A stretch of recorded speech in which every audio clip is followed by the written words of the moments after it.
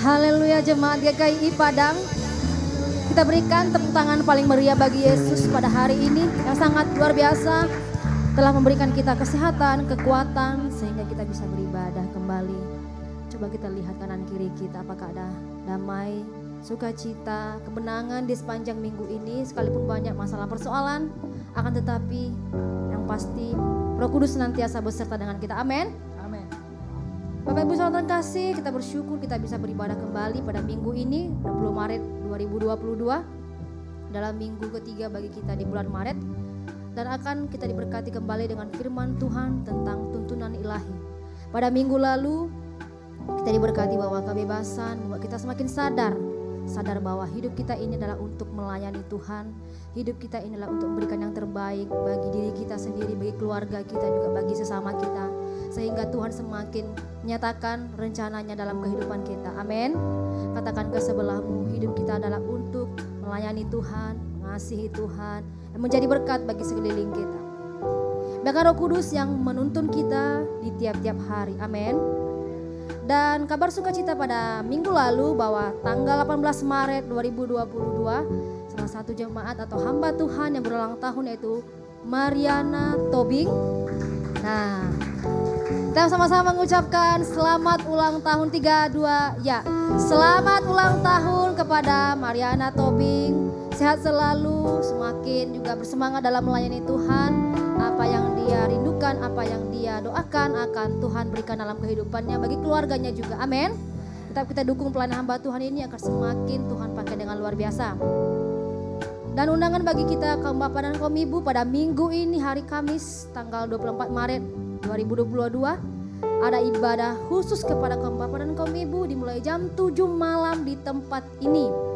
Mari kaum bapak kaum ibu ingatkan sebelahmu, istriku atau suamiku, minggu ini kita akan beribadah di gereja ini jam 7 malam. Tetap kita doakan juga semua hamba-hamba Tuhan yang akan mengambil bagian dalam pelayanan ibadah ini. Kita doakan agar berjalan dengan baik. Dan saya mengajak kita semua untuk bangkit berdiri.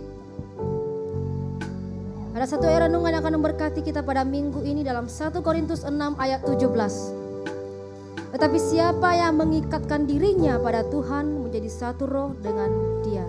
Bersama kita katakan 1 Korintus 6 ayat 17. Tetapi siapa yang mengikatkan dirinya pada Tuhan menjadi satu roh dengan Dia. Selamat beribadah, Tuhan Yesus memberkati. Haleluya. Mari Bapak Ibu Saudaraku yang terkasih, kita siapkan hati kita siapkan diri kita untuk menerima jamahan Roh Kudus yang bertata dalam diri kita.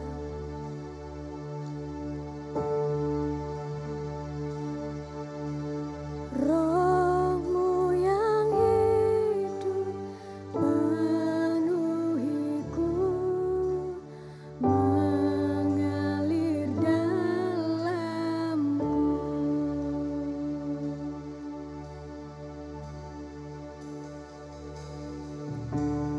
Jiwaku tenang bersamamu dalam naunganmu.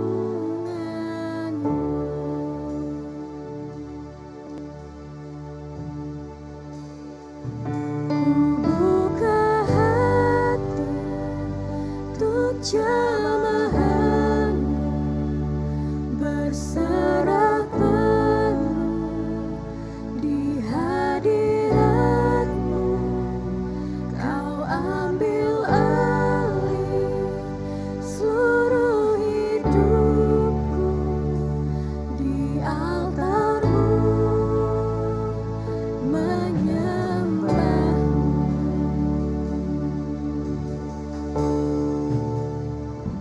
Ku buka hati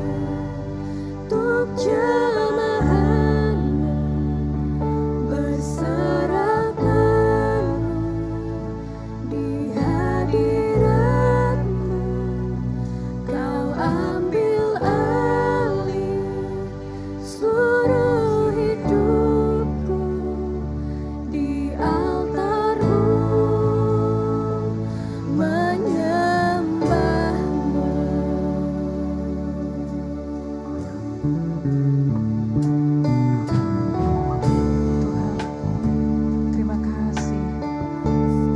Kami bersyukur untuk siang hari ini Engkau telah menjamah setiap hati kami yang rindu akan kasih-Mu. Dan melalui pujian ini kami katakan, kami cinta akan Engkau ya Roh Kudus.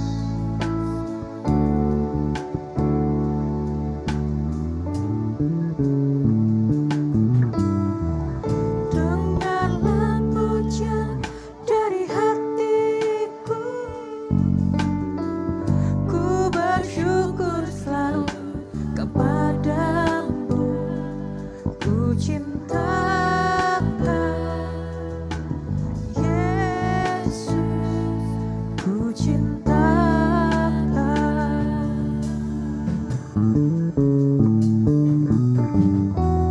Jiwaku sungguh mengasihimu, terangkatlah hadiratmu, ku cintakan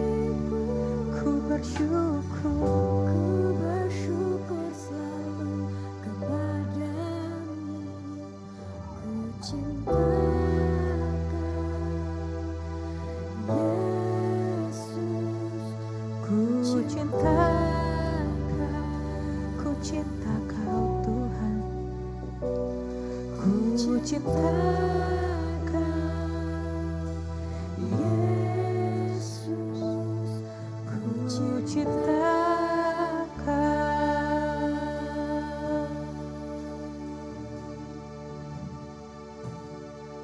Ku cinta Kau Tuhan,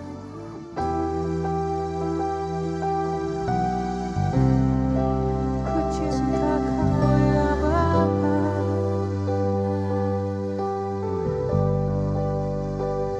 Dengarlah setiap nyanyian dari hatiku, dengarlah setiap pujian dari hatiku. Ku cintakan, ku cintakan.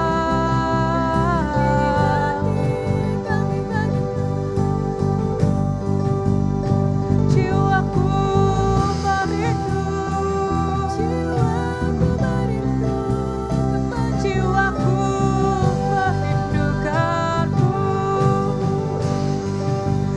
Ku angkat suara, ku angkat tangan menyembahmu.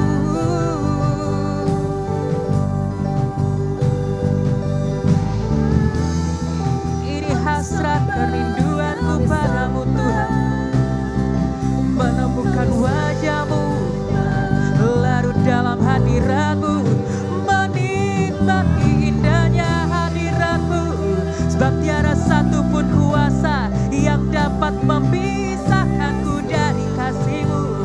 Tiada satu kuasa yang dapat melepaskanku, menjauhkanku dari kasih-Mu. Mari dekap kami dalam naungan kasih-Mu, mari rangkul kami dalam naungan sayap-Mu, dan kami kan terbang bersama-Mu, dan kami terbang bersama-Mu, melintasi setiap persoalan, melintasi setiap pergumulan. Sebab kami percaya Kau Tuhan yang layak untuk kami tinggikan. Kau Tuhan yang layak dimuliakan. Mari berikan sorak-sorai bagi Dia, mari berikan kemuliaan bagi Raja. Sebab Dia luar biasa, sebab Dia Tuhan yang bekerja atas setiap persoalan kita. Terima kasih Tuhan.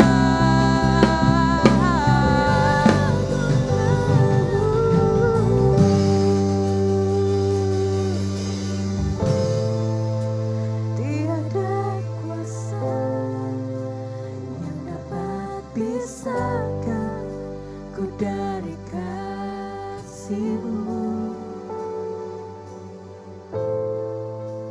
Kau menuntunku berdiam dalam-Mu, ku hidup bagi-Mu. Tiada kuasa yang dapat pisahkan ku dari kasih-Mu. Kau menuntunku berdiam dalam-Mu, ku hidup bagi-Mu. Tiada kuasa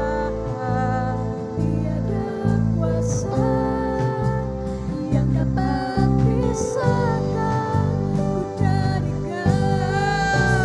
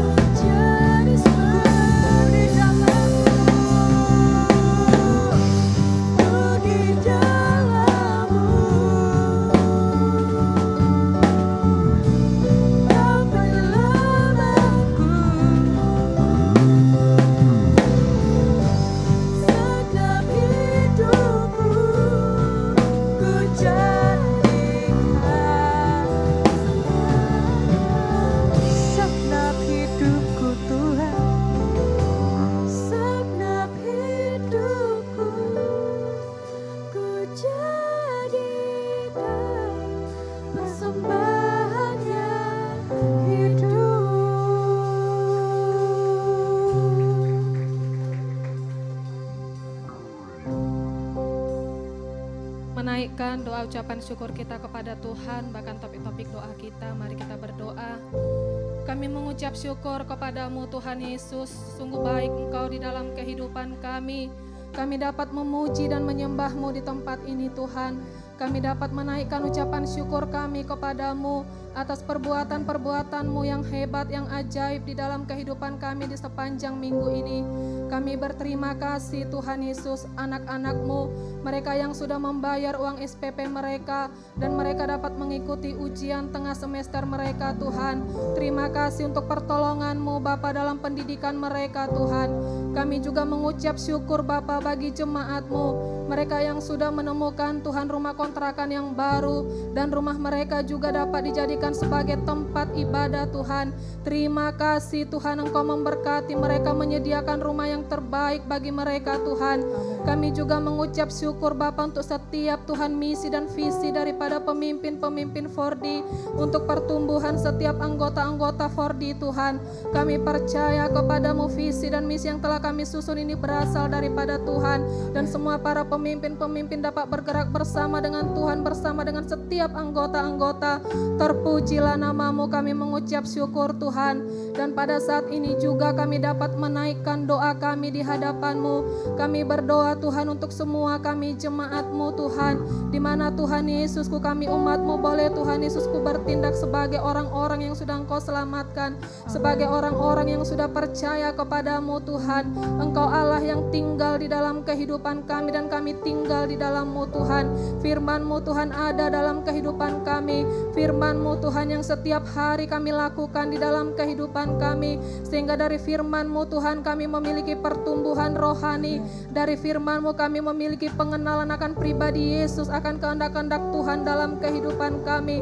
Setiap proses yang Tuhan izinkan Bapa terjadi dalam hidup kami, apakah itu melalui pergumulan kami, persoalan kami, apakah itu lewat keberhasilan kami, kemenangan kami Tuhan, biarlah kami umat-Mu terus melakukan kebenaran firman-Mu, sehingga firman-Mu menghasilkan buah dari kehidupan kami, buah-buah yang baik Tuhan, yang dapat dinikmati oleh orang-orang yang ada di sekeliling kami. Terang Tuhan yang ada pada kami, tuntunan Tuhan yang ada pada kami, itu dapat kami kerjakan dalam kehidupan kami, sehingga berdampak kami Tuhan, dimanapun kami berada, kemanapun kami pergi Tuhan. Terima kasih Bapa. Kami juga berdoa Tuhan untuk kesatuan semua pelayan-pelayan-Mu yang akan melayani dalam ibadah keluarga pada hari Kamis Tuhan tanggal 24 Maret ini. Siapapun mereka yang telah ditunjuk untuk melayani Tuhan, kami percaya Tuhan Engkau mengurapi mereka. Engkau Tuhan Yesus yang memberkati pelayanan mereka. Semua pelayan-pelayan-Mu ini Tuhan dapat bertanggung jawab,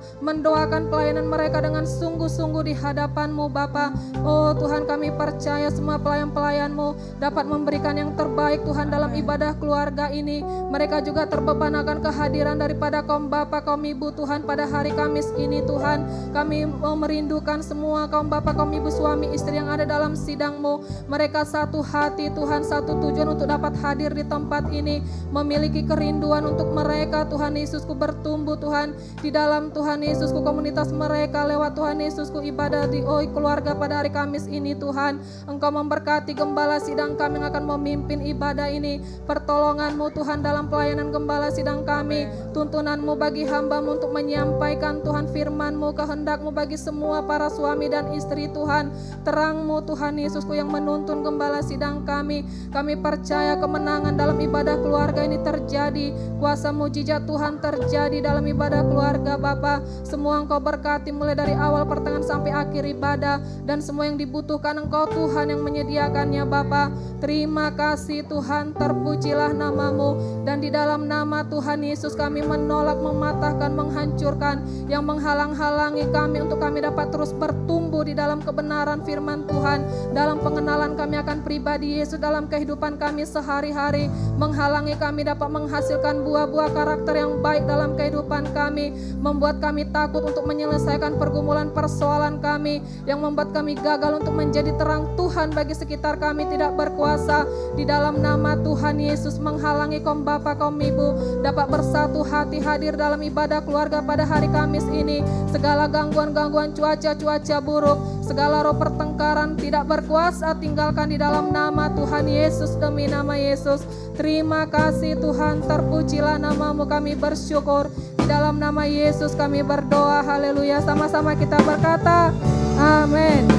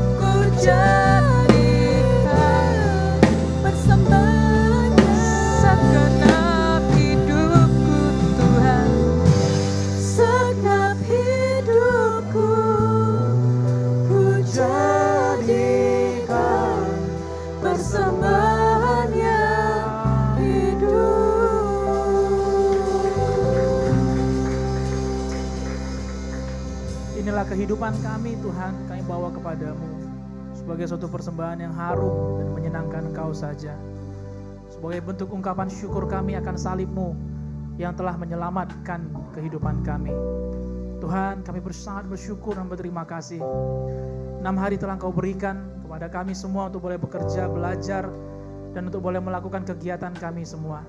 Pada hari ini kami memberikan waktu yang terbaik untuk menyenangkan Engkau, untuk boleh duduk di kaki-Mu, mendengarkan apa yang Kau mau untuk disampaikan kepada kami pribadi lepas pribadi. Kami percaya dan sangat yakin bahwa firman-Mu mengubahkan cara berpikir kami, sehingga apa yang tadinya sulit melalui firman-Mu semuanya akan terlihat lebih mudah Tuhan. Amin. Dan kami berdoa bahwa firman-Mu menyembuhkan dan menguatkan kami semua, sehingga setiap harapan yang sebelumnya putus, yang sebelumnya patah, firman-Mu menguatkan kembali lutut-lutut kami yang goyah Tuhan. Dan kami bersyukur karena di dalam firman Tuhan juga ada kesembuhan. Kesembuhan bagi semangat kami, kesembuhan bagi fisik kami, kesembuhan bagi jiwa kami. Kami perlu firman-Mu lebih daripada apapun. Oleh sebab itu Roh Kudus, ambil waktu untuk beracara di tengah-tengah umat-Mu, supaya kami bisa mengerti dan memahami betapa panjang, lebar, dalam dan tingginya kasih-Mu kepada kami. Bahwa Engkau tidak ingin kami binasa, tapi beroleh hidup yang kekal.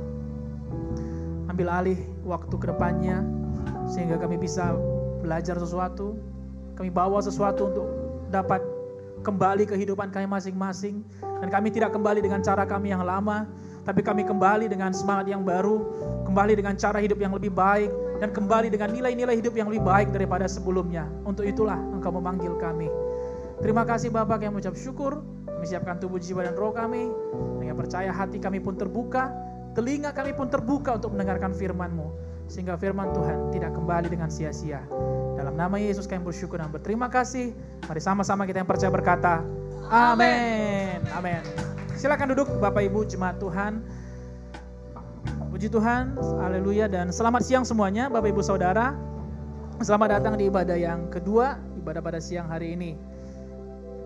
Pada minggu yang lalu kita belajar dari Gembala Sidang pada ibadah kedua dengan tema pada bulan Maret yaitu tuntunan ilahi, dan kita belajar pada minggu yang lalu yaitu tentang bagaimana untuk menggunakan kebebasan yang Tuhan berikan, bukan untuk disalahpergunakan, melainkan dipergunakan dengan penuh kesadaran.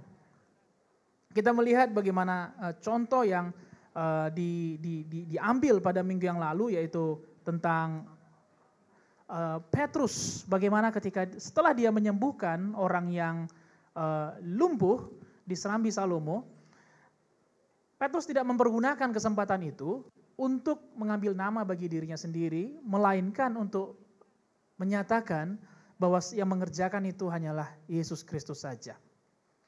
Marilah kita semua yang sudah dibebaskan, bukan malah mempergunakan kesempatan itu untuk malah menjadi arogan atau malah menjadi orang yang menghakimi orang lain. Namun setelah kita dibebaskan, marilah kita hidup dalam sebuah tuntunan, sehingga hidup kita ini menjadi lebih baik daripada sebelumnya. Satu hal saya percaya Bapak Ibu Saudara, bahwa kerinduan Tuhan bukan hanya untuk menyelamatkan kita. Dan perjalanan kekristenan kita tidak hanya berhenti di lahir baru saja. Setelah lahir baru dan kemudian semuanya menjadi selesai.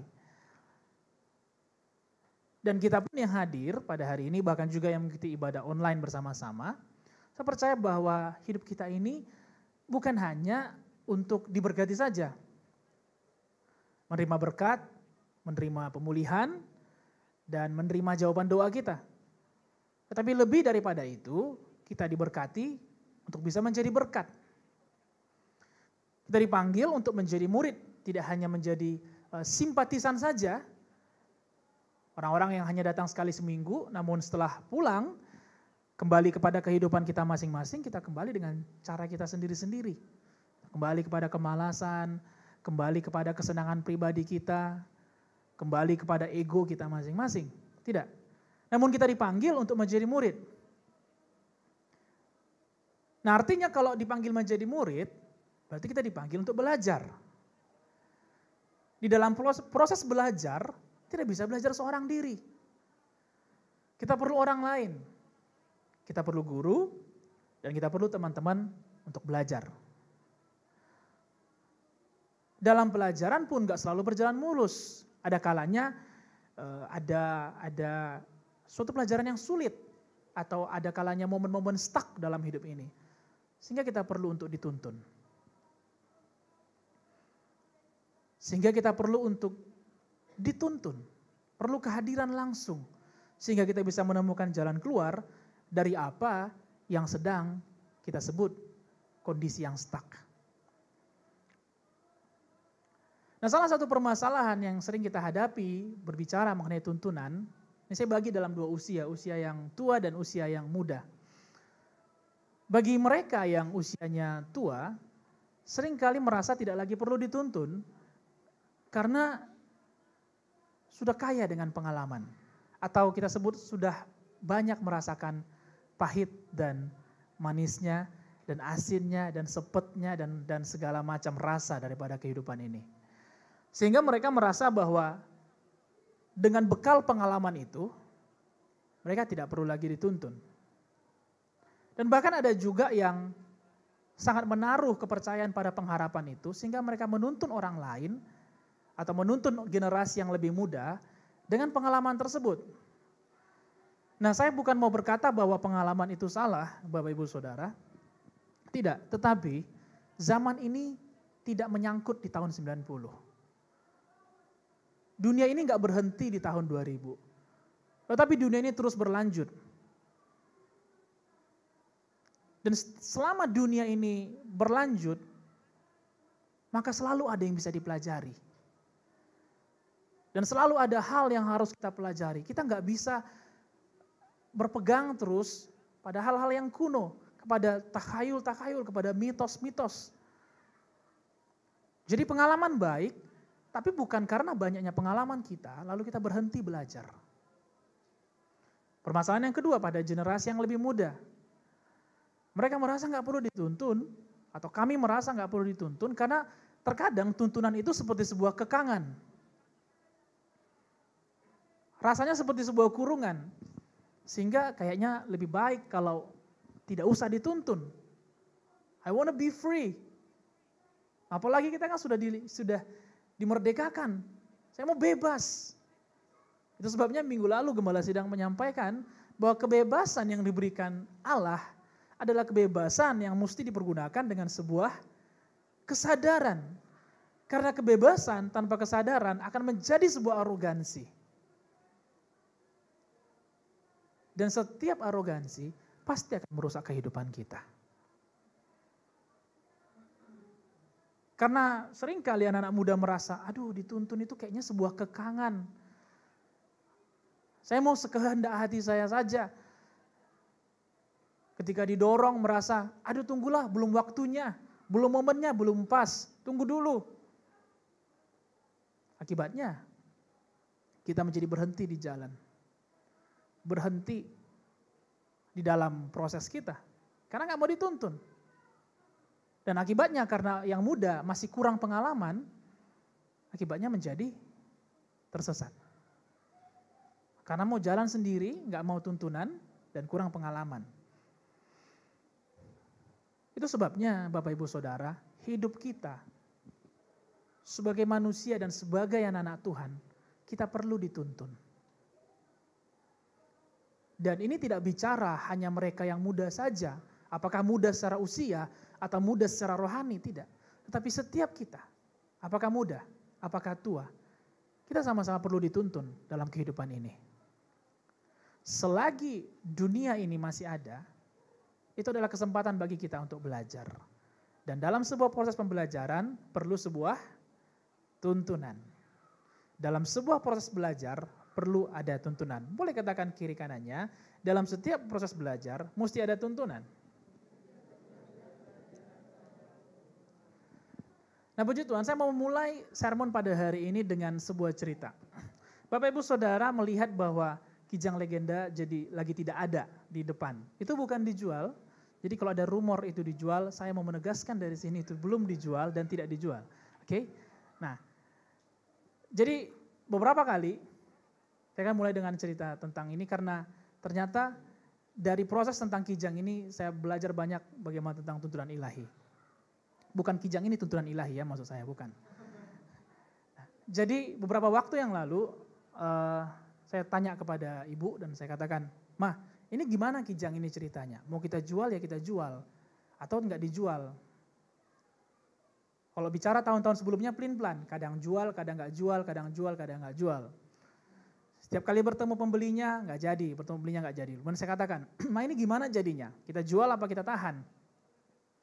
"Ah, tahan aja lah, nanti biar mama yang pakai," katanya. Oke, kalau barang ini ditahan, tentu nggak bisa terletak begini aja. Tentu nggak bisa dibiarkan begini saja, ya kan? Karena nggak adil rasanya, suatu barang ditahan, tapi dibiarkan membusuk seiring dengan waktu. Saya bilang, ya udah Mak, biar saya perbaiki, biar saya yang tanggung semuanya perbaikannya. Memperbaiki Kijang nggaklah susah. Saya pribadi beberapa hal tentang Kijang ini bisa saya perbaiki. Tapi pada waktu saya akan memulai memperbaiki Kijang, saya tidak mau memperbaikinya menjadi Kijang yang lama. Nah, suatu ketika saya jumpa dengan satu pasien dan kemudian saya tahu bahwa ternyata dia adalah seorang mekanik, seorang lulusan SMK dan D3 mekanik di Jawa. Lalu saya cerita tentang mobil ini. Nah kemudian dari cara dia menanggapinya, dia lebih muda dari saya dan biasanya saya mencari montir yang lebih tua. Pastinya dong, karena mobil ini adalah mobil tua. Gak mungkin saya mempercayai yang lebih muda dari saya, karena usia mobil itu pun lebih tua dari dia.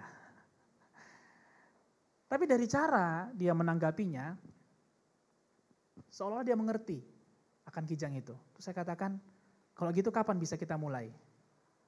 Oh, ini aja Dok, hari ini katanya. Dan kemudian akhirnya Kijang itu ditarik ke tempat dia. Ditarik dan kemudian ditaruh di sana. Nah dalam prosesnya dia pada waktu kami berbicara, awalnya saya punya pemikiran, saya katakan, "Bro, gimana caranya ya supaya Kijang ini upgrade?" saya bilang. Saya mau Kijang ini hidup, tapi nggak mau dengan Kijang yang sama. Saya mau dia upgrade, naik level.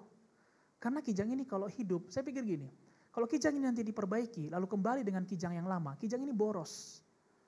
1 liter bisa cuma 5-6 kilo, apalagi hidup AC. Jadi itu kayak minum minyak gitu.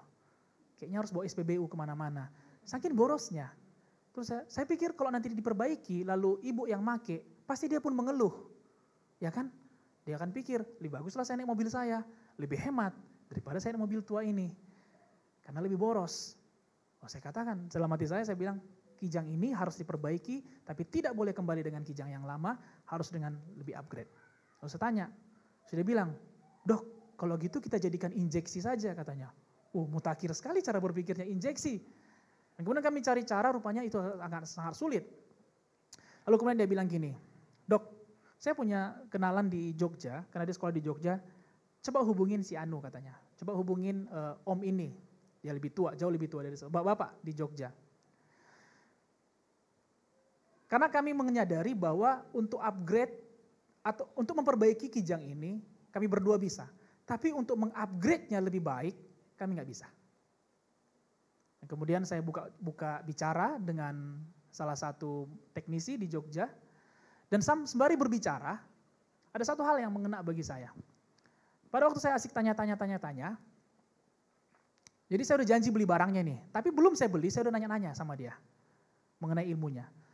Dan kemudian dia tanya gini, dia jawab seperti ini, lah ngapain saya jawab Mas ya, katanya. Loh emang kenapa saya dijawab, saya pikir gitu kan, ngapain saya jawab kamu ya, kita kan belum ada ikatan katanya.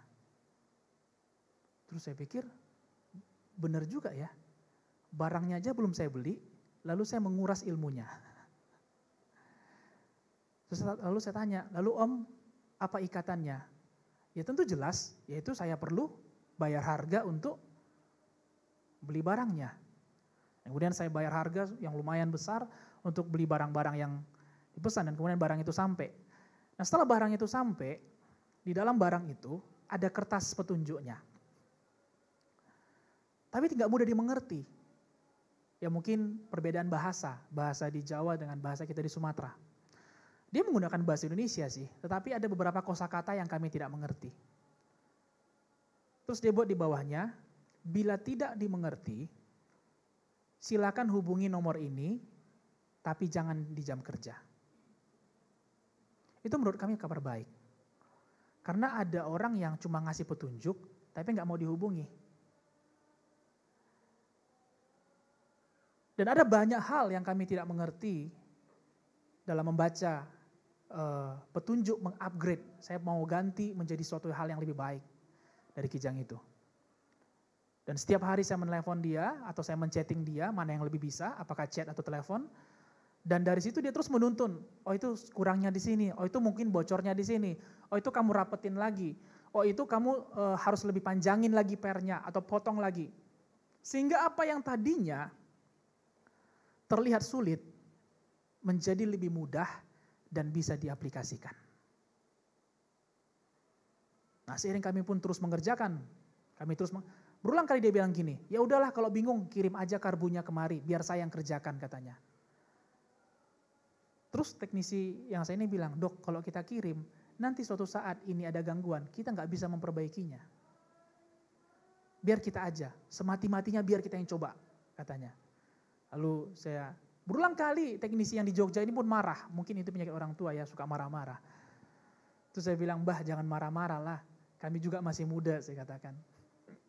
Terus dia tuntun lagi dan sampai kemarin kijang itu hidup.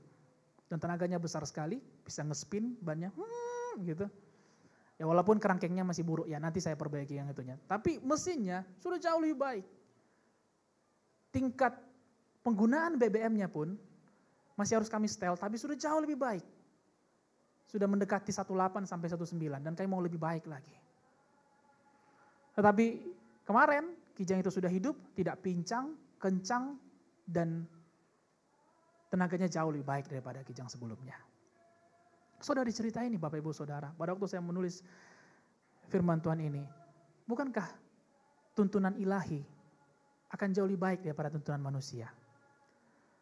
Sedangkan tuntunan manusia saja bisa begitu hasilnya. Apalagi kalau sumber itu sendiri yang menuntun kita.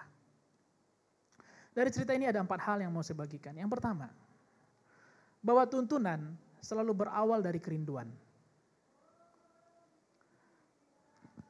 Mari kita lihat dalam Yohanes 10 ayat 27 sampai 28. Bahwa tuntunan selalu berawal dari sebuah kerinduan.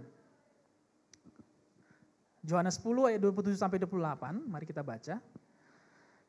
Domba-dombaku mendengarkan suaraku dan aku mengenal mereka dan mereka mengikut aku. Dan aku memberikan hidup yang kekal kepada mereka dan mereka pasti tidak akan binasa sampai selama-lamanya. Dan seorang pun tidak akan merebut mereka dari tanganku. Hubungan kita dengan Allah salah satunya digambarkan seperti domba dan gembala. Tentu ada tujuannya.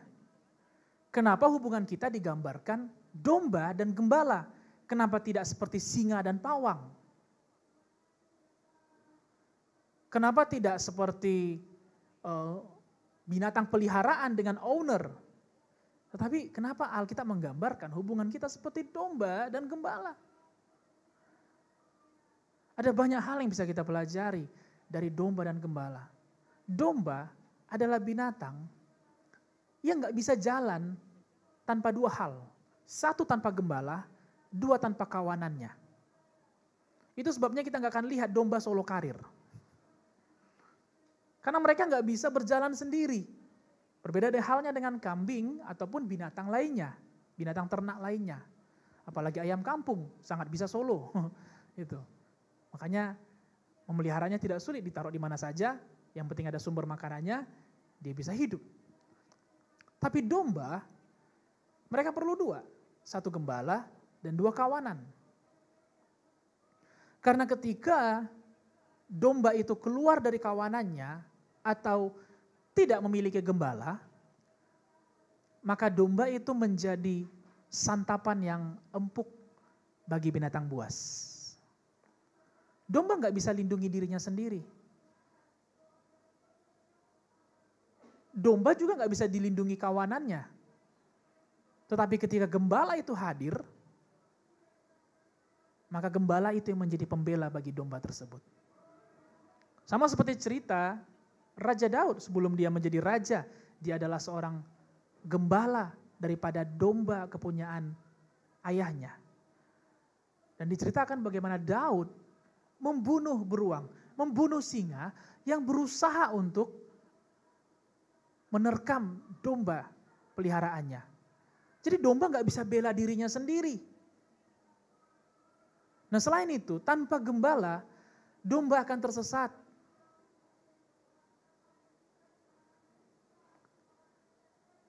Domba nggak punya insting untuk jalan pulang, Bapak Ibu Saudara. Berbeda halnya dengan binatang peliharaan. Sebut saja salah satu binatang peliharaan adalah anjing. Mereka punya insting untuk kembali pulang ke rumahnya. Tapi domba tidak. Walaupun mereka tahu ada kandang mereka, tapi kalau gembalanya tidak menuntun ke kandang itu, mereka nggak akan balik ke dalam kandang tersebut. Karena lebih dari sebuah kandang, gembala adalah rumah bagi mereka. Karena apapun bisa menjadi rumah bagi mereka kalau gembala itu ada. Itu sebabnya Daud berkata yang kita baca 2 minggu yang lalu dan minggu yang lalu dalam Mazmur 23. Bahwa Tuhan adalah gembalanya dan Tuhan menuntun dia ke air yang tenang.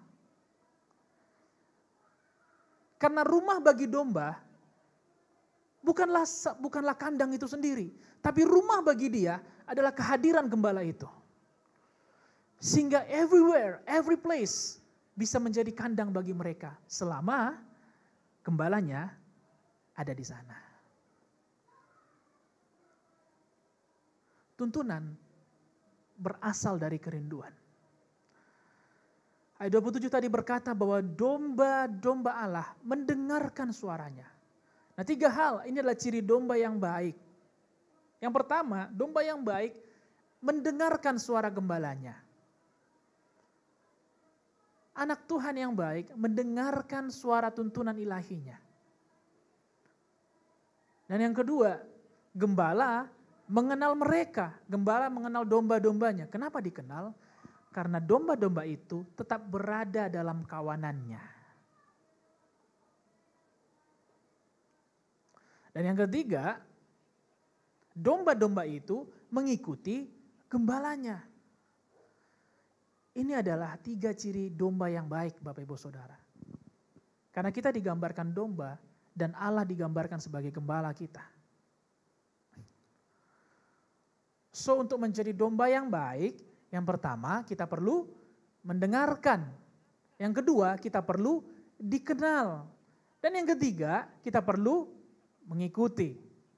Sama-sama kita baca, yang pertama kita perlu mendengarkan. Yang kedua kita perlu dikenal. Dan yang ketiga kita perlu untuk mengikuti. Nah,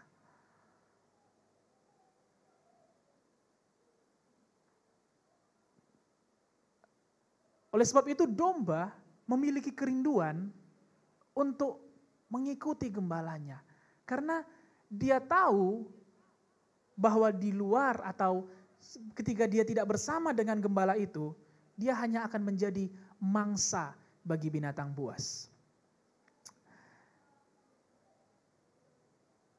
Alkitab menggambarkan kita sebagai domba dan gembala. Ini juga menggambarkan bahwa Allah sangat rindu untuk hadir di tengah-tengah kita. Itu sebabnya, Bapak Ibu Saudara, Allah tidak berhenti di menyelamatkan kita. Setelah kita lahir baru, Dia rindu untuk hadir dalam kehidupan kita dan menuntun kita melewati kehidupan ini. Dia bukan Allah yang setelah kita lahir baru, lalu memberikan sebuah tas yang berisi bekal dan kemudian membiarkan kita berjalan seorang diri. Tetapi Yesus adalah Tuhan yang setelah menyelamatkan kita, Dia tidak meninggalkan kita, tapi rindu untuk hadir di tengah-tengah kehidupan kita. Mazmur 42 ayat 2. Daud berkata seperti ini. Seperti rusa yang merindukan sungai yang berair, demikianlah jiwaku merindukan Engkau, ya Allah. Kitab Mazmur 42 ditulis bukan pada waktu Daud sedang dalam kesenangan. Beberapa pembelajaran Alkitab mengatakan bahwa Mazmur 42 ditulis dalam 2 suasana. Antara ketika Daud dikejar Saul atau ketika anaknya Daud yaitu Absalom memberontak terhadap dia. Namun kita lihat di dalam ayat-ayat pertama atau ayat-ayat pertama dari Mazmur 42, Daud menggambarkan dirinya seperti rusa, seperti binatang buruan. Rusa bukan binatang buas. Dia tahu, Daud menyadari bahwa dia sedang diburu. Daud menyadari bahwa dia sedang lemah, bahwa dia ada di dalam posisi yang sangat mungkin untuk mati, sangat mungkin untuk binasa. Sehingga dia katakan seperti rusa merindukan sungai yang berair, demikianlah jiwaku. Jiwa terdiri dari 3, pikiran, perasaan, dan sikap. Demikianlah pikiran, perasaan, dan sikapnya Daud merindukan kehadiran Tuhan. Dari sini kita bisa belajar bahwa lebih daripada solusi sebuah masalah, kita lebih memerlukan tuntunan Tuhan dalam permasalahan tersebut.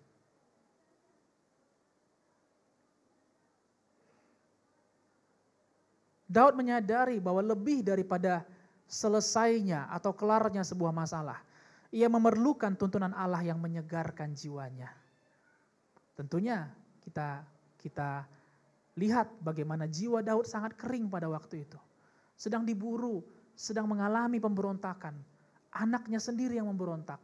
Bahkan dia diburu oleh Saul, raja yang dia bela sebelumnya. Ayah dari sahabatnya Jonathan.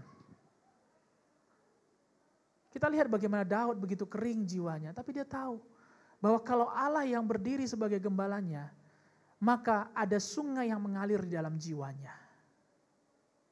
Lebih dari sebuah penyelesaian masalah, Bapak Ibu Saudara.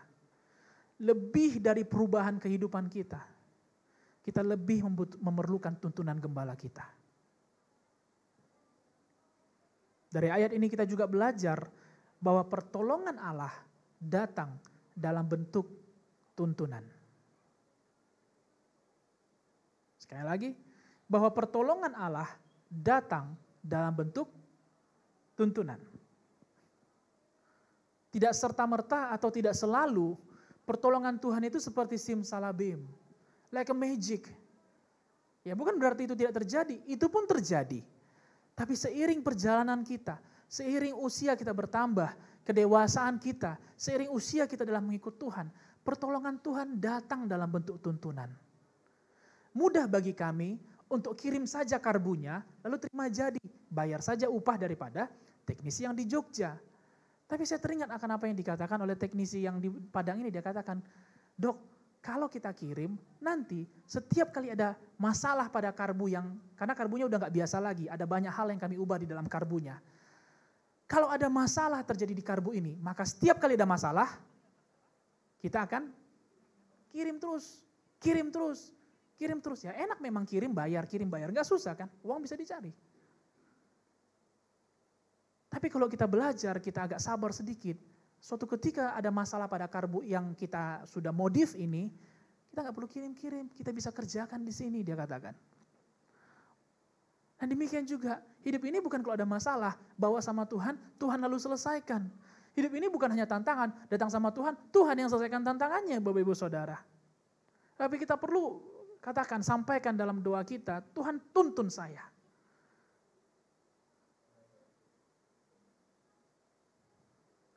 Tuhan tuntun, Tuhan berikan kekuatan, Tuhan cukupkan. Berulang kali juga di dalam kitab Perjanjian Baru, Bapak Ibu Saudara, kita lihat bagaimana Yesus melakukan mujizat tidak pernah tanpa perantara. Ketika ada 5.000 orang yang kelaparan setelah mendengarkan Yesus berkhotbah. Yesus bukan hanya berdoa lalu kemudian simsalabim tiba-tiba turunlah seperangkat makanan dari sorga dan kemudian lalu orang makan, tidak. Dia katakan apa yang ada padamu? Lalu Petrus katakan yang ada pada kita sekarang ini cuma 5 roti dan 2 ikan. Apa yang ada pada kita kalau kita kerjakan berdasarkan tuntunan Tuhan, Bapak Ibu Saudara yang terkasih. Apa yang ada itu akan berkelimpahan. Yang kedua, tuntunan membuat kehidupan kita di-upgrade.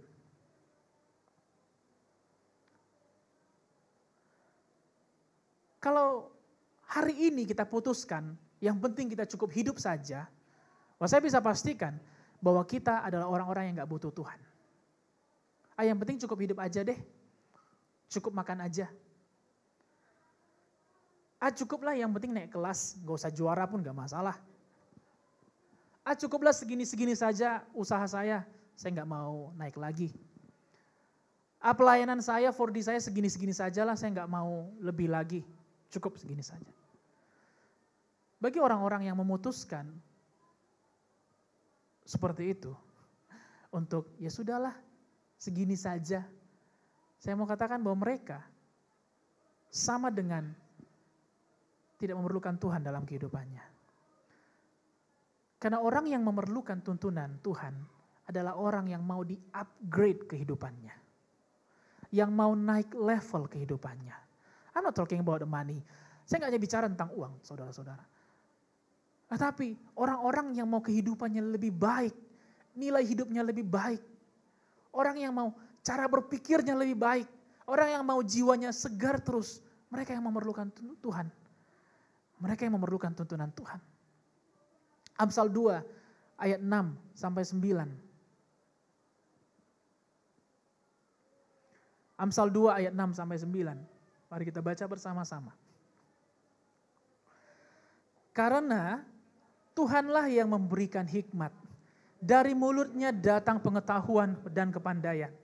Ia menyediakan pertolongan bagi orang yang jujur. Menjadi perisai bagi orang yang tidak bercela lakunya. Sambil menjaga jalan keadilan dan memelihara jalan orang-orangnya yang setia. Maka engkau akan mengerti tentang kebenaran, keadilan, dan kejujuran, bahkan setiap jalan yang baik. Perhatikan Bapak Ibu Saudara, bahwa value ataupun nilai hidup kita bukan berdasarkan tingkat ekonomi kita. Bukan tentang how much money we have. Berapa banyak uang yang kita punya. Berapa banyak harta kita. Berapa mahal baju yang kita pakai. Tidak. Amsal dengan jelas berkata bahwa hal-hal yang mempengaruhi value daripada hidup kita adalah 1, hikmat, 2, pengetahuan dan kepandaian, 3, kejujuran, 4, orang yang tidak bercela lakunya, 5, keadilan, dan yang ke-6, setia. Orang-orang yang memiliki ke-6 poin ini adalah mereka yang value hidupnya lebih baik daripada orang lain. Amin. Jadi bukan berarti yang gak salah kita menjadi juara, ranking 1, 2, 3. Itu gak salah. Tapi apakah itu diperoleh dengan kejujuran? Apakah itu diperoleh dengan kesetiaan dalam belajar? Atau justru diperoleh dengan cara-cara singkat, membuat contekan, mencari cara ringkas? Tidak salah kita memiliki karir yang baik, posisi yang baik dalam sebuah perusahaan. Tapi apakah itu diperoleh dengan kejujuran? Apakah itu diperoleh dengan tingkah laku kita yang tidak bercela, tidak bercacat? Atau justru diperoleh dengan penuh kebohongan? Bukan itu yang mempengaruhi value hidup kita. Sekali lagi saya akan bacakan. Ada 6 hal yang mempengaruhi value, nilai daripada hidup kita. Sehingga walaupun kita terlihat miskin di luar, rumah kita bisa dinilai orang, tetapi value hidup kita gak bisa dinilai orang. Yang pertama, mereka yang punya hikmat. 2, mereka yang punya pengetahuan dan kepandaian. Yang ketiga, mereka yang punya kejujuran. Yang keempat, mereka yang tidak bercela lakunya. Yang kelima, mereka yang penuh dengan keadilan. Dan yang keenam, mereka yang jujur. Dan semua ini datang hanya dari Tuhan saja. Perhatikan ayat 6 tadi, bahwa Daud berkata, karena Tuhanlah yang memberikan. Semua ini gak bisa kita pelajari tanpa tuntunan Tuhan dalam kehidupan kita. Kita bisa jujur untuk sementara waktu, for a short time, itu mudah. Tapi ketika dalam masa-masa sulit lalu kita harus jujur, itu perlu Tuhan di dalamnya. Untuk berlaku tidak bercela dalam suasana yang senang, dalam suasana yang easy, itu mudah untuk dilakukan. Tapi ketika suasana terjepit, ketika godaan ada, itu hanya bisa dilakukan kalau ada Tuhan di dalamnya. That's why kita perlu Tuhan. Amsal 3 ayat 7. Salomo berkata, janganlah engkau menganggap dirimu sendiri bijak. Takutlah akan Tuhan dan jauhilah kejahatan. Atau dalam bahasa Inggris, dalam terjemahan Inggris dikatakan, do not be wise in your own eyes. Janganlah engkau lihat dirimu itu pintar dan hebat. Karena orang-orang yang seperti itu enggak akan bisa di-upgrade kehidupannya. Saya mau katakan seperti ini. Kalau kita rasa bahwa kita hari ini sudah titik maksimal dalam kehidupan kita, saya mau katakan kita salah. Karena selagi kita hidup, kita belum mencapai titik maksimal kehidupan kita. Jadi selagi kita masih ada, itu adalah waktu bagi kita untuk belajar. Apakah kita yang sudah berusia tua, ataukah kita yang masih muda, Bapak Ibu Saudara? Jadi janganlah kita menganggap bahwa kita sudah mencapai titik tertinggi dalam kehidupan kita, oleh karena banyaknya pengalaman kita. Enggak. Kita perlu untuk di-upgrade. Upgrade kita bukan tentang strata ekonomi kita, bukan tentang jabatan kita. Upgrade kita adalah value kehidupan kita, nilai kehidupan kita. Yang ketiga, Bapak Ibu Saudara masih menyimak? Yang ketiga, tuntunan ilahi datang dari hubungan dengan Allah. Kita nggak mungkin mau dituntun oleh orang yang nggak kita kenal. Benar? Benar bukan? Itu sebabnya orang tua selalu berkata sama anaknya yang mungkin baru sekolah, Dek, nanti kalau ada orang yang gak dikenal ngajak pulang, jangan. Karena kita hanya mau dituntun oleh pribadi yang kita kenal.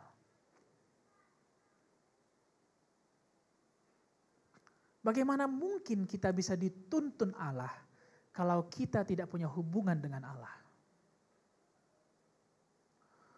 Hubungan itu kalau diibaratkan seperti pipa air, Bapak Ibu Saudara.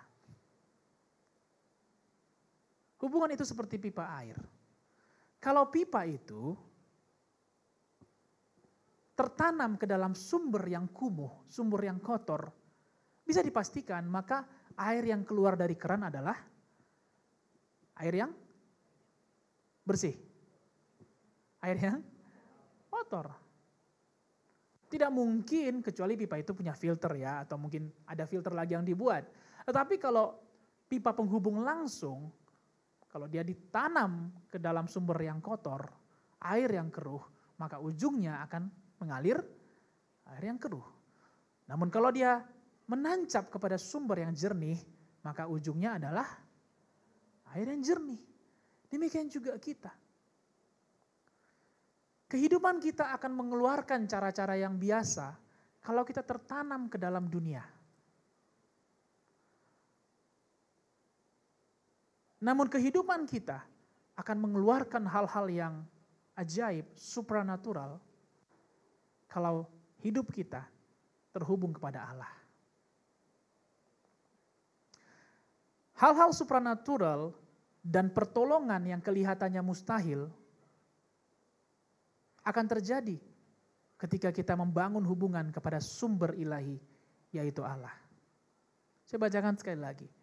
Hal-hal supranatural atau hal-hal ajaib dan pertolongan yang kelihatannya mustahil akan terjadi ketika kita membangun hubungan kepada sumber ilahi, yaitu Allah. Mazmur 18 ayat 14 dikatakan, dengan Allah kita lakukan perbuatan-perbuatan gagah perkasa, sebab Ia sendiri akan menginjak-injak para lawan kita. Dalam The Message Bible, terjemahan bahasa Inggris dikatakan seperti ini, in God we'll do our very best. He'll flatten the opposition for good.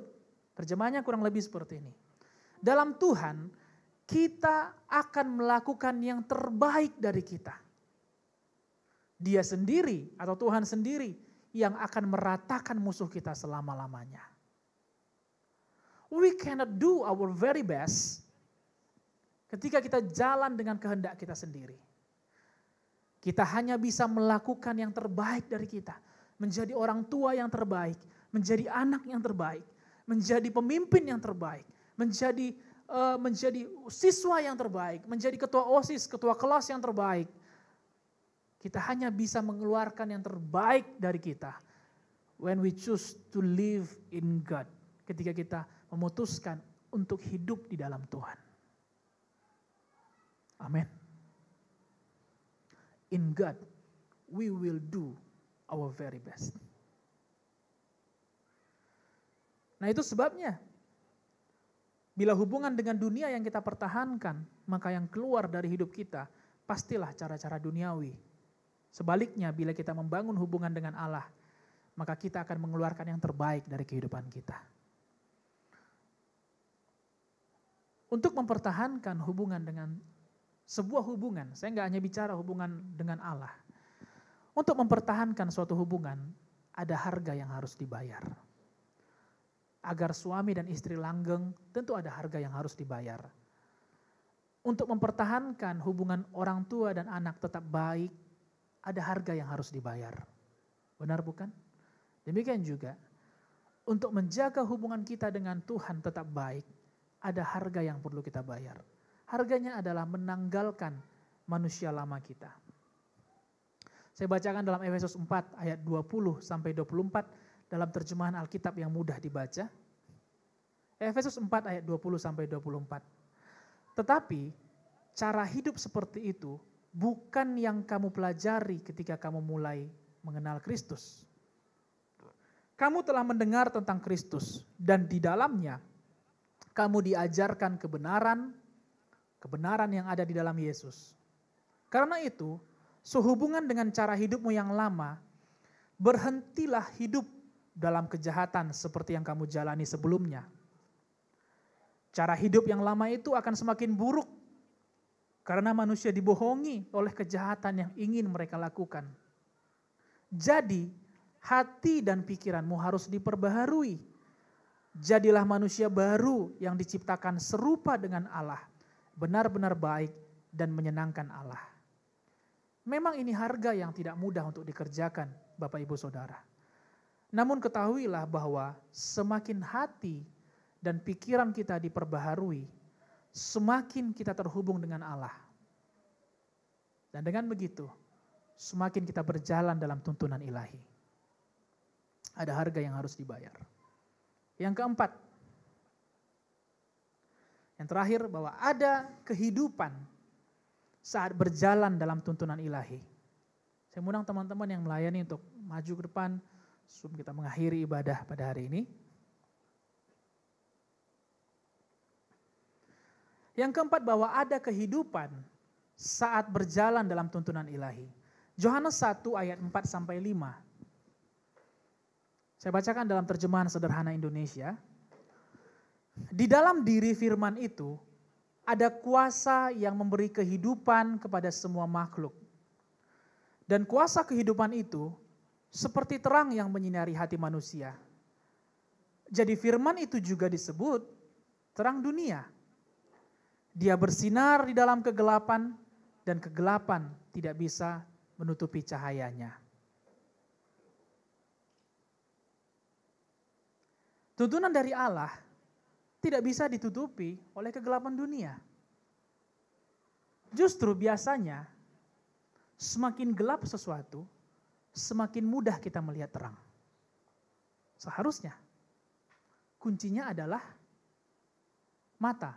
Ya kalau matanya rabun atau buta, mau terangnya pun silau, tetap juga nggak kelihatan. Tapi bagi mereka yang bisa melihat, walaupun benda itu cuma benda glow in the dark, pasti pernah punya ya, mungkin barang-barang glow in the dark. Dan terangnya itu kan gak seberapa ya, Bapak Ibu Saudara. Terangnya itu paling sedikit. Tapi karena mata kita bisa melihat, semakin gelap ruangan itu, semakin kelihatan cahaya itu. Itu sebabnya, marilah kita tidak lagi takut segelap apapun yang sedang kita lewati lembah pada hari ini. Karena semakin itu gelap, sepanjang mata kita bisa melihat, maka cahaya itu pasti kelihatan. Sekali lagi saya bacakan, Yohanes 1 ayat 4-5. Di dalam diri firman itu ada kuasa yang memberi kehidupan kepada semua makhluk. Dan kuasa kehidupan itu seperti terang yang menyinari hati manusia. Jadi firman itu juga disebut terang dunia. Dia bersinar di dalam kegelapan dan kegelapan tidak menutupi cahayanya. Begitulah tuntunan ilahi Bapak Ibu Saudara. Selagi mata rohani kita bisa melihat, saya mau katakan bahwa tuntunan itu tidak sulit untuk ditemukan. Karena Allah yang kita sembah bukan Allah yang sembunyi dari kita. Tetapi Allah yang kita sembah, Allah yang mau menunjukkan dirinya begitu nyata kepada kita. Itu sebabnya dia menuntun bangsa Israel dengan tiang awan pada siang hari dan tiang api di malam hari. Dia tidak katakan, cobalah kau berusaha keras, hai Musa, hai bangsa Israel. Usahakan lebih keras lagi supaya kau menemukan aku. Dia tidak katakan seperti itu. Ini minggu depan akan kita pelajari sama-sama. Bahwa Allah selalu rindu untuk menyatakan dirinya begitu nyata bagi kita. Dia bukan Allah yang sembunyi dari kita. Itu sebabnya diberikan Roh Kudus bagi kita. Sehingga mata batin kita, mata rohani kita bisa melihat. Terangnya bercahaya dalam kegelapan. Kuasa dari tuntunan ilahi adalah kehidupan. Sebaliknya kuasa dari tuntunan duniawi adalah kematian. Dalam hal ini, saya bicara bukan tentang kematian badani saja. Tidak. Tapi kematian jiwa kita. Jiwa kita perlu segar setiap harinya, bukan? Pikiran kita, perasaan kita, sikap kita perlu segar setiap hari. Perlu fresh. Jangan ketika kita hadir, orang pun loyo ngelihat kita. Haleluya. Kita perlu fresh dalam jiwa kita, pikiran kita, perasaan kita, sikap kita. Sehingga kita hadir di rumah kita hadir di keluarga kita hadir di pekerjaan kita. Dan orang pun menjadi bersemangat melihat kita. Kesegaran ini, kehidupan ini hanya ditemukan ketika kita berjalan dalam tuntunan ilahi Allah saja. Haleluya. 4 poin ini bisa saya bagikan bagi kita pada siang hari ini. Yang pertama, bahwa tuntunan berawal dari kerinduan. Mulailah rindu, bangun kerinduan. Yang kedua, tuntunan tidak membuat hidup ini sama saja, tapi upgrade. Oleh sebab itu, janganlah merasa diri kita pintar. Kita perlu di-upgrade. Yang ketiga, tuntunan ilahi datang dari hubungan dengan Allah. Kita hanya bisa dituntun oleh pribadi yang kita kenal. Oleh sebab itu, kenallah Allah yang kita sembah. Sehingga mudah bagi kita untuk dituntun. Sehingga kita bisa katakan, walau dalam lembah kekelaman sekalipun, aku tidak takut bahaya. Karena yang kita kenal bukan lembahnya, tetapi Allah yang kita sembah. Yang keempat, bahwa tuntunan ilahi selalu mendatangkan kehidupan. Kehidupan bagi jiwa kita, sehingga kita fresh setiap hari. Tuhan Yesus memberkati kita. Mari kita bangkit berdiri, sembah Tuhan, tinggikan Dia. Segala pujian syukur bagimu. Kau hadir dalam hidup. Kini ku datang sujud di hadapan-Mu, memuji-Mu, menyembah-Mu. Yesus, ku menyembah-Mu. Segala pujian, Segala pujian syukur bagimu. Kau hadir dalam hidupku. Kini ku datang sujud di hadapan-Mu, memuji-Mu, menyembah-Mu. Yesus, ku menyembah. segala pujian, Segala pujian syukur bagimu. Kau hadir dalam hidupku. Kini ku datang sujud di hadapan-Mu, memuji-Mu, menyembah-Mu. Yesus, ku menyembah. Yesus ku menyembah-Mu, Yesus, Ku menyembah. Yesus kami sembah.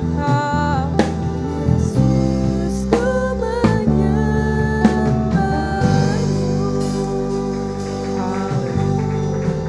Kami sembah Terima Kau, kasih Tuhan. kami sembah Kami Kau, meninggikan Engkau Tuhan. Kami pujian menyembah dan meninggikan Engkau. penghormatan We bagimu. worship you, my God. Segala You pujian, are Savior. segala penyembahan setiap hati Yes, you are. kami Kau berikan. hadir dalam hidup kami. Pujian kami hanya bagi You are here. You Kami are here. berikan Your presence. Hadirat kami hanya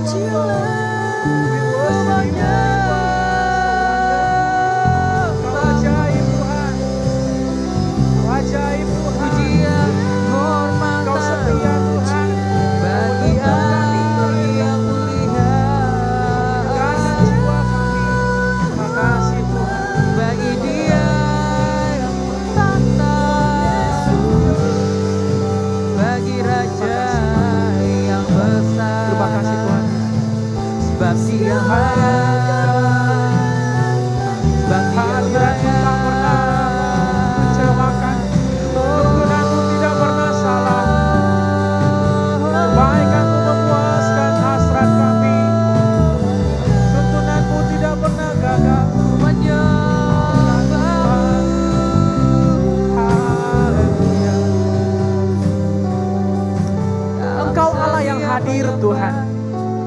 Engkau Allah yang tidak pernah sembunyi dari kami. That is what we trust. Itu yang kami percaya, bahwa Engkau Allah yang tidak pernah sembunyi dari kami. Your presence, kehadiran-Mu, itulah segalanya yang kami perlu. Itulah segalanya yang kami perlu Tuhan. Sehingga yang kami lihat bukan apa yang sedang kami hadapi, tetapi yang kami lihat bahwa Engkau gembala kami yang baik. Engkau menuntun kami, Engkau memegang tangan kami. Terima kasih Bapa, kami diingatkan kembali bahwa Engkau tidak pernah sembunyi dari kami. Engkau begitu nyata, Engkau begitu dekat dengan kami.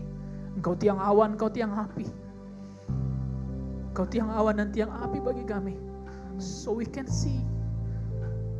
Yang kami lihat adalah keajaiban-Mu saja. Terima kasih buat firman-Mu Tuhan. Tuhan, ada keterbatasan bagiku untuk menyampaikan. Tapi saya percaya Roh Kudus-Mu adalah roh yang hidup, roh yang ajaib, yang akan memeteraikan firman ini dan mengajari kami. Sehingga kami menjadi orang-orang yang percaya, bergantung penuh pada tuntunan ilahi. Tuhan, kami berdoa bagi seluruh kami semua yang sampai pada hari ini masih berjalan sesuai dengan kehendak kami pribadi. Tuhan, ajari kami untuk menggantungkan penuh pengharapan kami, arahan hidup kami hanya kepada tuntunan-Mu saja. Biarlah firman-Mu yang kami dengarkan pada hari ini mengembalikan kami kembali kepada pertolongan kami yang sebenarnya, bahwa pertolongan kami datang dari Tuhan saja, tidak ada yang lain. Tidak ada yang lain Tuhan. Sama-sama kami belajar, bagi para orang tua dan bagi kami yang masih muda pun, sama-sama kami belajar untuk dituntun dengan tuntunan ilahi. Terima kasih Tuhan, kami bersyukur kami boleh beribadah pada hari ini. Bapa, kami berdoa bagi persembahan. Persembahan yang kami bawa biarlah persembahan yang terbaik, yang paling baik yang kami punya. Kami berikan sebagai ungkapan syukur kami kepadamu. Saking baiknya Engkau dalam kehidupan kami. Dan kami kembalikan dengan penuh ucapan syukur. Apa yang tinggal, berkati, cukupkan, bahkan berlipat kali ganda. Berkatilah perpuluhan, ucapan syukur, penginjilan, persembahan kami. Tidak ada yang kembali dengan sia-sia. Apa yang kami taburkan, surga terbuka untuk memberkatinya. Taburan kami bukan taburan yang gagal, tetapi taburan yang mendatangkan berkat. Terima kasih Bapak, kami berdoa juga tidak lupa bagi bangsa dan negara kami. Ke dalam tangan-Mu kami serahkan Tuhan. Damai sejahtera Allah menuntun dan memenuhi bangsa dan negara kami. Bahkan juga pemerintah yang saat ini sedang berkuasa. Kami berdoa, tuntun mereka, arahkan mereka. Orang-orang percaya yang ada di dalam pemerintahan, pakai mereka. Seperti Daniel Tuhan pada zamannya, pakai mereka. Berkati juga kota kami, provinsi kami Sumatera Barat. Tuhan, kepada tangan-Mu kami serahkan provinsi kami. Lawatlah dan jagalah Tuhan, sehingga tidak ada mara bahaya ataupun rencana buruk sekalipun bisa menimpa Sumatera Barat. Bangkitkan gereja-Mu, gereja yang penuh kasih, gereja yang peduli, gereja yang berdoa bagi kota kami. Tuhan, setiap hari Senin gereja-Mu ini GKI Padang berdoa bersama-sama, menaikkan syafaat kami. Tuhan, Kau Allah yang mendengarkan dari surga. Tidak ada doa yang kembali dengan sia-sia. Tuhan memulihkan sampai tuntas kota kami, provinsi kami. Terima kasih Bapak, kami bersyukur buat setiap hamba-hamba-Mu yang sudah melayani pada hari ini. Berkatilah gembala sidang kami, kuatkan, mampukan dia, tuntun dia Tuhan. Dan juga keluarga gembala, full timer yang melayani, core team leaders dalam gereja ini. Bahkan kami berdoa juga bagi yang sudah berjerih lelah pada mempersiapkan ibadah. Kami berdoa bagi tim Usher, tim Present Worship, bahkan juga multimedia, sound, semua yang sudah mempersiapkannya. Bahkan para pendoa Tuhan, kami berdoa bagi semua yang sudah mempersiapkan. Berkatilah mereka semua, semakin setia dan semakin memberikan yang terbaik. Terima kasih Bapa, saya serahkan semua jemaat-Mu ke dalam tangan pengasihan-Mu. Engkaulah gembala kami, ajari kami untuk berjalan dalam tuntunan ilahi sepanjang minggu yang akan datang. Ajari kami menemukan tuntunan-Mu Tuhan melalui doa dan melalui firman yang kami baca. Dan kami dapat melihat bahwa tuntunan Allah begitu nyata dan tidak pernah tersembunyi dari kami. Terima kasih Bapa. Di dalam nama Yesus kami bersama-sama menghancurkan segala sakit-sakit penyakit, segala maut, mati muda, kecelakaan, tinggalkan perjalanan kami, menghalangi kami berjalan dalam tuntunan ilahi. Dalam nama Yesus, kekhawatiran, ketakutan, tinggalkan kehidupan kami di dalam nama Yesus. Dalam nama Yesus. Terima kasih. Mari Bapak Ibu jemaat Tuhan, angkatlah tangan kita ke sorga dan terimalah berkat daripada Allah Bapa, terimalah berkat daripada Yesus Kristus yang telah mati, yang telah bangkit bagi kita. Dan terimalah persekutuan dengan Roh Kudus menyertai kita semua dari hari ini sampai Yesus datang kedua kalinya menjemput kita semua. Dan sama-sama kita yang percaya berkata, amin, amin, amin, amin. Selamat hari Minggu, Tuhan memberkati kita. Haleluya.